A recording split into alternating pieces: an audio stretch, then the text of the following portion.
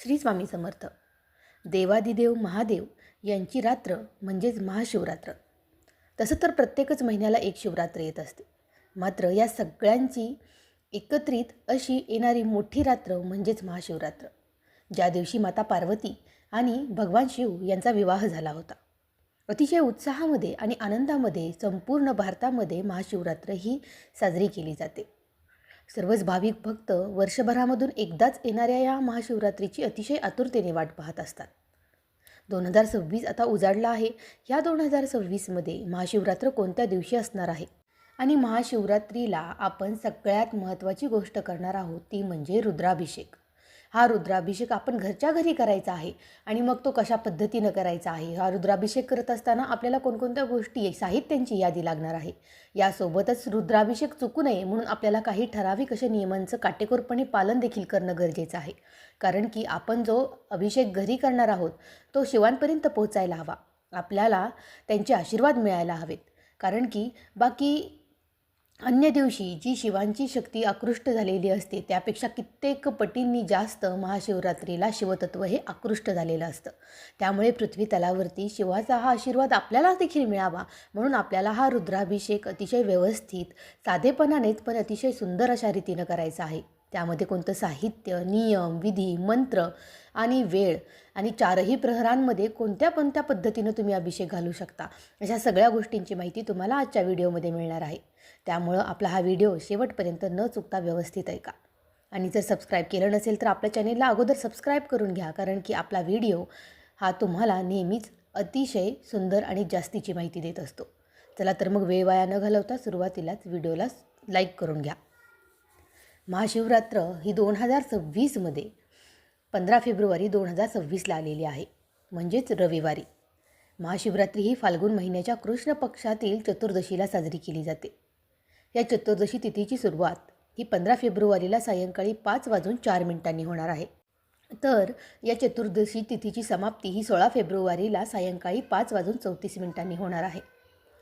याचा सर्वात शुभ वेळ म्हणजेच त्याला आपण निशिता काळ असं म्हणतो ती 16 फेब्रुवारीला मध्यरात्री 12:09 ते पहाटे 1:01 असेल. त्यामुळं याच काळामध्ये केलेली पूजा ही अत्यंत फलदायी असणार आहे. मैत्रिणींनो, रुद्राभिषेक म्हणजे भगवान शिवाच्या रुद्ररूपाला मंत्रोच्चारासह अभिषेक करणे.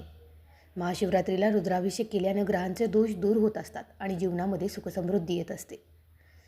गायत्री मंत्र किंवा ओम नमः शिवाय याचा जप करत तुम्ही पुढील गोष्टींनी अभिषेक करायचा असतो, ज्यामध्ये शुद्ध जल किंवा गंगाजल जे मानसिक शांतीसाठी वापरतात, दूध दीर्घायुष्यासाठी, दही कौटुंबिक सुख आणि समृद्धीसाठी, मध जीवनामधील अडथळे दूर करण्यासाठी, उसाचा रस आर्थिक प्रगती आणि लक्ष्मी प्राप्तीसाठी, तर तूप हे शारीरिक व्याधी दूर करण्यासाठी वापरलं जातं. आता यामध्ये सगळ्यात महत्त्वाची गोष्ट म्हणजे प्रहर पूजा वेळ. 15 आणि 16 फेब्रुवारीला कोणत्या प्रहरामध्ये तुम्हाला कोणत्या विशिष्ट पदार्थाने हा अभिषेक करायचा आहे ते देखील जाणून घेणं अत्यंत महत्त्वाचं आहे. महाशिवरात्रीच्या रात्री 4 प्रहरामध्ये पूजा करण्याला विशेष महत्त्व आहे. पहिला प्रहर हा सायंकाळी 6:11 ते रात्री 9:23 असणार आहे, ज्या काळामध्ये तुम्हाला जल आणि दुग्धाभिषेक करायचा आहे.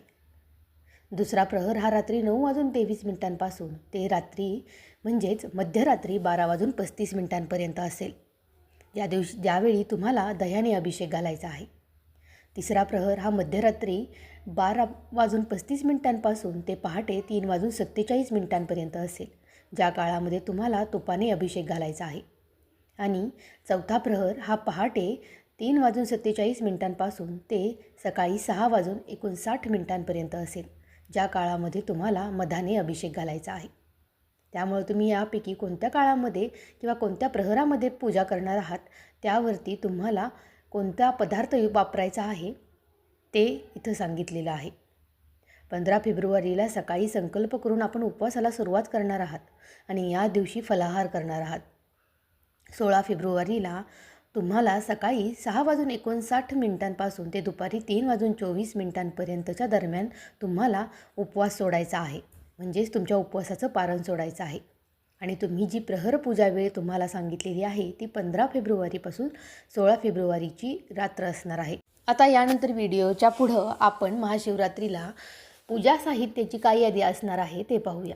या अभिषेकासाठी तुम्हाला तांबे किंवा पितळेचं पात्र, गंगाजल, गाईचं कच्चं दूध, दही, मध, साखर, तूप आणि उसाचा रस हे साहित्य लागणार आहे. बेलपत्र तुम्हाला कमीत कमी 5 किंवा 11 अखंड आणि स्वच्छ असायला हवीत. पांढरी फुलं, धोत्र्याची फुलं, कण्हेर आणि मोगरा. यासोबतच धोत्र्याचं फळ, केळी, बोरं किंवा हंगामी जी काही फळं उपलब्ध होतील ती तुम्हाला घ्यायची आहेत.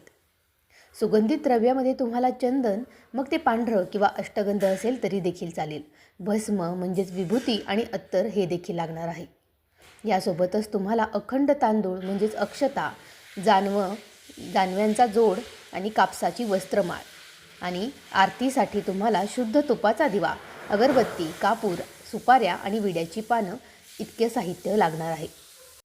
आता यावेळी आपल्याला कोणते मंत्रोच्चार करायचे आहेत ते देखील आपल्याला जाणून घेणं गरजेचं आहे. ज्यामध्ये सर्वात प्रभावी असा मूळ मंत्र ओम नमः शिवाय, जो आपल्या मनाला शांती देतो आणि सर्व पापांचा नाश करतो. यानंतर ओम त्र्यंबकम यजामहे सुगंधिम पुष्टिवर्धनम उर्वारुकमिव वंदनाम मृत्योन्मुक्षीयमामृता. हा महामृत्युंजय मंत्र आरोग्य आणि दीर्घायुष्यासाठी आपण उच्चार करू शकतो. शिवगायत्री मंत्र जो आपण ज्ञानप्राप्तीसाठी वापरतो तो म्हणजे ओम तत्पुरुषाय विद्महे महादेवाय धीमहि तन्नो रुद्र प्रचोदयात.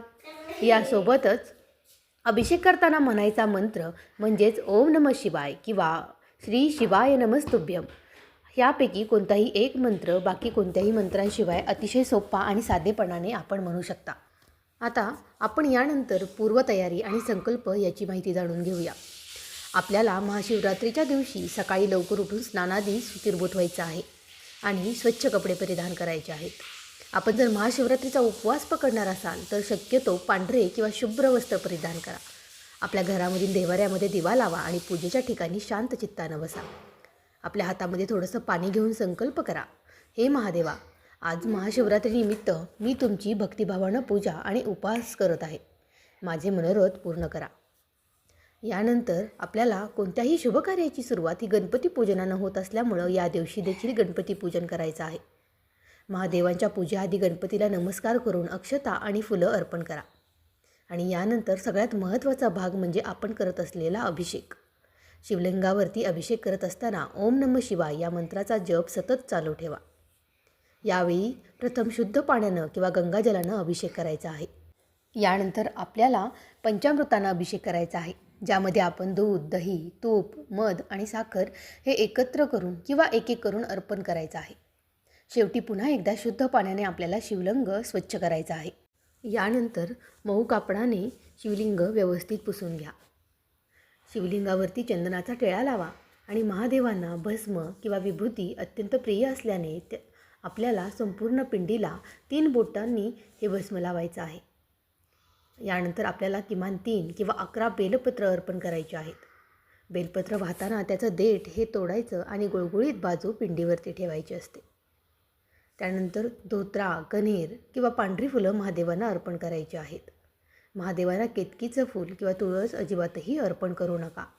ही एक अत्यंत महत्त्वाची गोष्ट आहे जी आपल्याला रुद्राभिषेक करताना पूर्णपणे टाळायची आहे.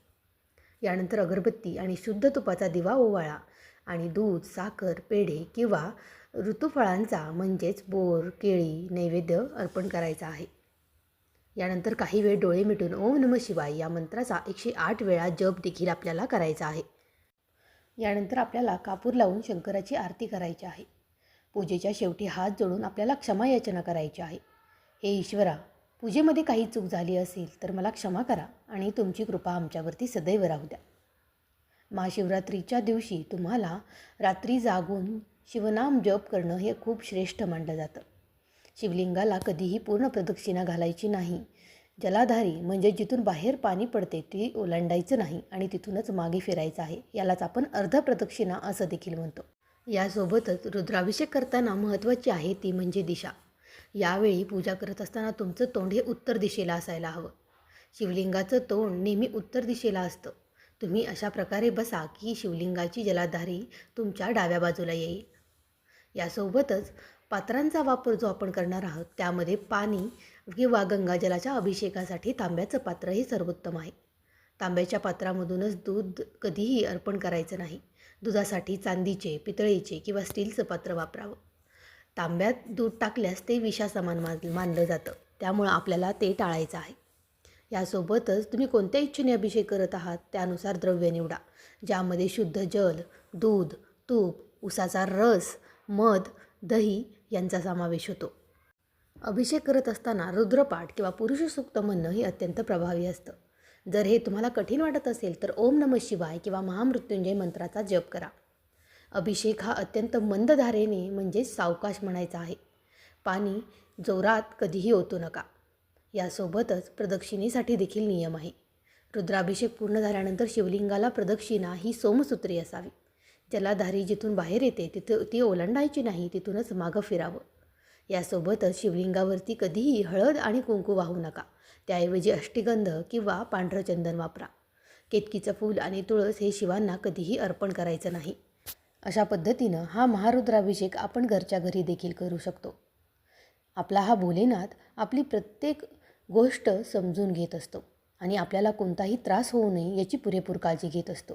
त्यामुळं तुम्ही हा रुद्राभिषेक करत असताना किंवा महाशिवरात्रीचा उपवास करत असताना चुकून तुमच्याकडे काही चुकीच्या गोष्टी घडल्या तर त्यासाठी भोलेनाथांना मनापासून क्षमायाचना मागा, जेणेकरून आपल्याला भोलेनाथ आपल्या ह्या चुकांसाठी माफ करतील आणि आपण महाशिवरात्रीचा जो काही उपवास केला आहे आणि जो काही रुद्राभिषेक केलेला आहे त्या सगळ्या गोष्टी ते स्वीकारतील. तर अशा पद्धतीनं येणारी ही महाशिवरात्र तुम्ही अतिशय उत्साहामध्ये आणि आनंदामध्ये नक्कीच साजरी कराल.